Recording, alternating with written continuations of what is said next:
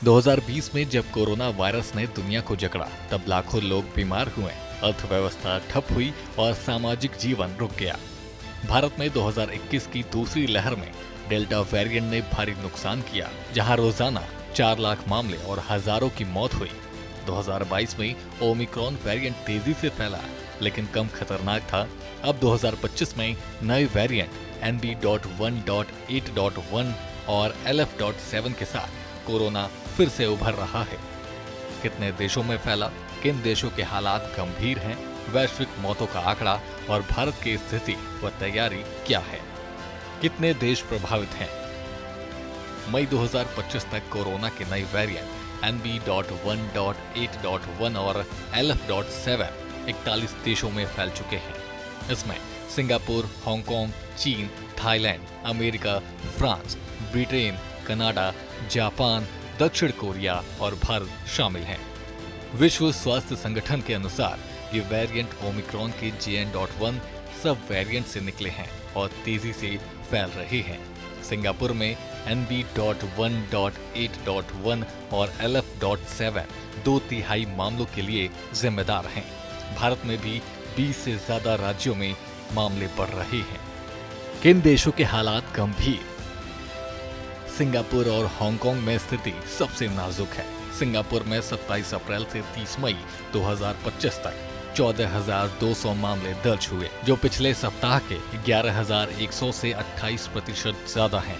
अस्पतालों में भर्ती मरीजों की संख्या 102 से बढ़कर 133 हो गई।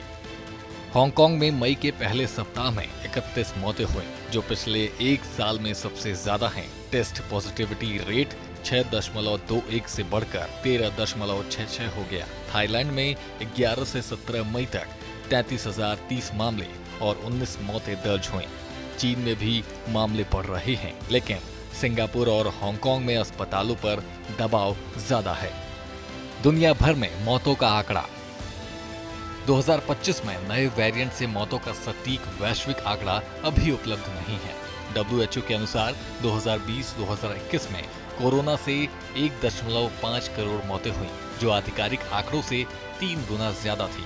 2025 में हांगकांग में 31 और थाईलैंड में 19 मौतें दर्ज हुई। 9 दिसंबर 2024 से 5 जनवरी 2025 तक 24 देशों में 3300 नई मौतें और 1.61 लाख नए मामले सामने आए। नए वेरिएंट की कम गंभीरता के कारण मौतें सीमित हैं। भारत में आंकड़े 26 मई 2025 तक भारत में 1009 से ज्यादा सक्रिय मामले हैं। केरल में 430, महाराष्ट्र में 209, दिल्ली में 105, तमिलनाडु में 66 और राजस्थान में 39 मामले हैं। मई में केरल के 2, महाराष्ट्र के 4 और राजस्थान में 1 मौत हुई। मुंबई के KEM अस्पताल में एक महिला और एक बच्ची की मौत हुई, लेकिन दोनों को गंभीर बीमारियां थीं। कुल मिलाकर भारत में अब तक 4.5 करोड़ मामले और 5.33 लाख मौतें दर्ज हुई हैं। ज्यादातर नए मामले हल्के हैं। भारत की तैयारी, जीनोम सीक्वेंसिंग और RT-PCR टेस्ट बढ़ाए गए हैं। NB.1.8.1 तमिलनाडु और LF.7 गुजरात में पाए गए। अस्पतालों की व्यवस्था, ICU बेड, ऑक्सीजन और दवाइयों का स्टॉक तैयार है। जागरूकता, मास्क, सामाजिक दूरी और बूस्टर डोज को बढ़ावा दिया जा रहा है। यात्रा नियंत्रण, विदेश से आने वालों की टेस्टिंग और स्क्रीनिंग अनिवार्य है। फिलहाल देखा जाए तो भारत में इस समय कोरोना के मामले कम हैं, लेकिन तेजी से फैलते हुए भी नजर आ रहे हैं। फिलहाल आपका इस पूरी खबर पर क्या कुछ कहना है, हमें कमेंट कर जरूर बताएं और देखते रहें सूर्या समाचार।